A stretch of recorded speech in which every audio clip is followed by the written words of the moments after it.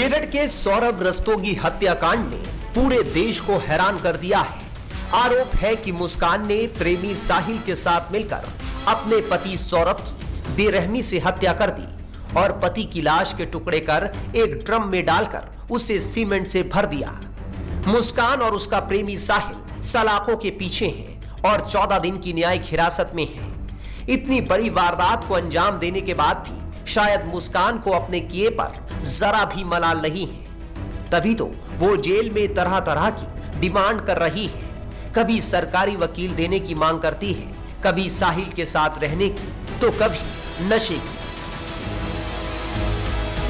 मुस्कान और साहिल इस वक्त दोनों मेरठ जेल में हैं। उनकी अलग अलग डिमांड सामने आ रही हैं। दोनों साथ रहना चाहते हैं तो कभी नशे की मांग करते हैं। इस पर ज्यादा बात करने के लिए हमारे साथ वरिष्ठ जेल अधीक्षक मेरठ वीरेश राज शर्मा जी हैं। सर, जिस तरीके से दोनों ये एक अपराधी हैं, एक बड़ा कृतज्ञ इन्होंने अपराध जो किया है, उसके बाद ये जेल में आए हैं, तो इनका व्यवहार किस तरीके से है, क्या मांग कर रहे हैं? ये शुरुआत में मांग की थी साथ रहने की या पास रहने की, जो कि जेल में संभव नहीं है। उनको जेल की प्रक्रिया रहने की होती है, वो समझा दी गई कि महिला बैरक और पुरुष बैरक बिल्कुल अलग होती है।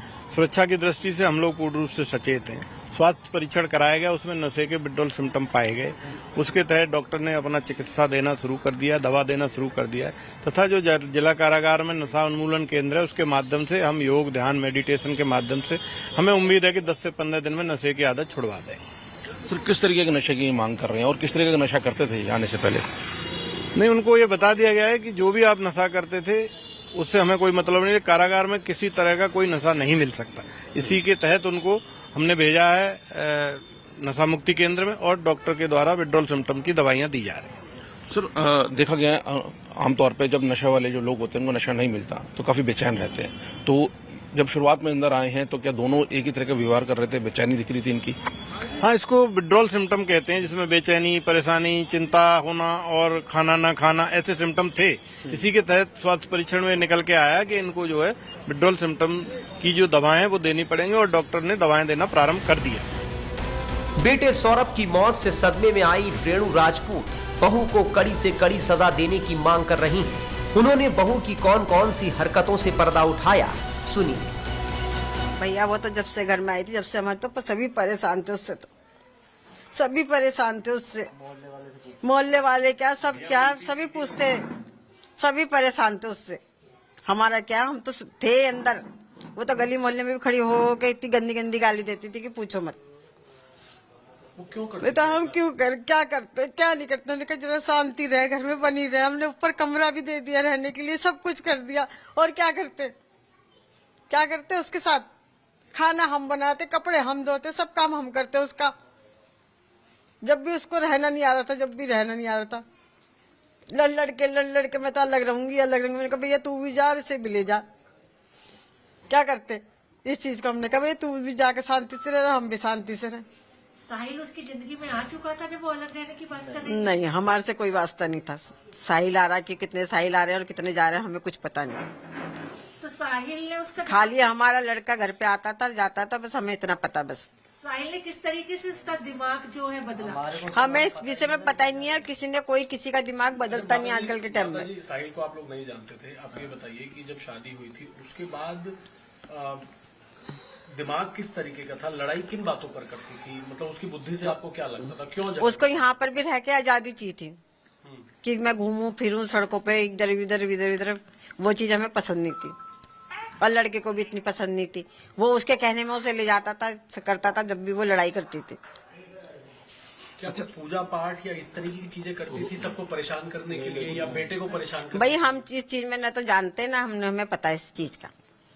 अच्छा, जो मुस्कान का परिवार है, क्या आप लोग चाहते हैं, क्या आप लोगों को ऐसा शक कि उनको पता था इसके बारे में? उनको सब चीज का पता। वो शिमला तलक से वहाँ से बात कर दी, जाने तक की बात करी। लड़की को छोड़ के जा रही है कोई। अब जब उसका बाप 2 साल में आया है तो वो तो अपने बच्चे को लेके जाएगा साथ में, अकेला तो घूमने थोड़ी जाएगा।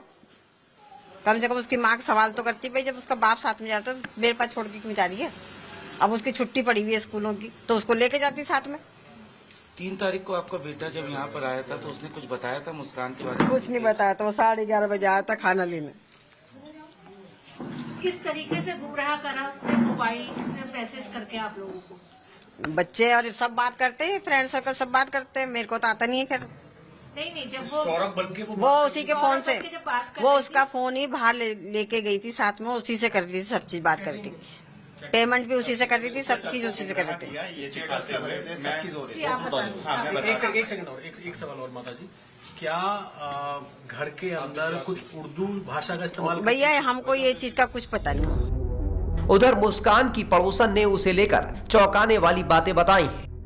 मेरठ में एक दिल दहला देने वाली घटना तब सामने आई जब एक पत्नी ने अपने आशिक के साथ मिलकर अपने पति का कत्ल कर दिया।